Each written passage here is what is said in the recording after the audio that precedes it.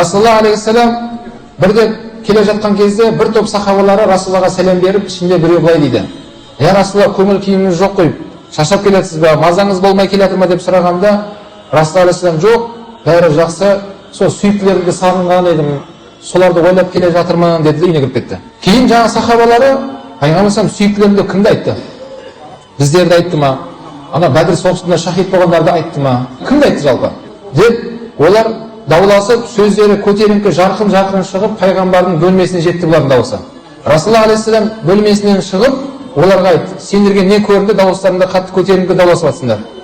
Сахабалар пайғамбар алейхиссаламнан кешірім сұрап: "Сіз сүйіктілерімді сағындым деп кімді айттыңыз?" деді. Расулалла алейхиссалам айтты: "Менің сүйіктілерім кейін келетін үмбетім" деді.